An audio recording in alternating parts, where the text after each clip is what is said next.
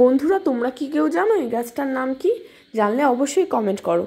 আচ্ছা চলো তোমাদের বলেই দিচ্ছি, এটা হলো মেক্সিকান সূর্যমুখীর গাছ। অনেকের বাগানেই এই গাছটা রয়েছে।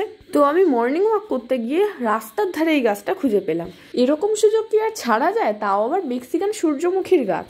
2-3টে ডাল ভেঙে নিয়ে সোজা বাড়িতে চলে এলাম গাছটা লাগাবো বলে। আর আমার বাগানের পাতাগুলো তো এই সবুজ পোকাটাই খেয়ে শেষ করে দিচ্ছে। আর তোমরা যে এই জবা গাছটা দেখছো, এটা হলো গোলাপি রঙের থোকা জবা। আমি নিজে হাতে চারা তৈরি করেছি। আর একটু বড় হলেই গাছটা একটা টবের মধ্যে বসিয়ে দেবো। আচ্ছা চলো তোমাদের দেখায় সূর্যমুখীর ডালগুলো দিয়ে আমি কি করলাম। এই হলো মেক্সিকান সূর্যমুখীর 2টো ডাল। আর 2টো ডাল আমি অলরেডি মাটিতে বসিয়ে দিয়েছি, আর এই দুটোকে আমি বালির মধ্যে বসাবো। তোমরা এই ডালগুলোকে 45 ডিগ্রি অ্যাঙ্গেলে কেটে নিতেই পারো, কিন্তু আমি নর্মালি রেখেছি। চারা তৈরির জন্য আমি নিয়ে নিয়েছি রুটিং হরমোন পাউডার। এই রুটিং হরমোন পাউডারে খুব সহজেই চারা তৈরি করা যায়। তোমরা এখানে দেখতে পাচ্ছ ডালের যে নোড এরিয়াটা আছে, সেখানে আমি ভালো করে রুটিং হরমোন পাউডারটা লাগিয়ে বালির মধ্যে বসিয়ে দিচ্ছি। এইবার এটাকে আমি ছায়াযুক্ত স্থানে রেখে দেবো। পরবর্তী আপডেটের জন্য আমার চ্যানেলটাকে সাবস্ক্রাইব করে পাশে থেকো। Thanks for watching.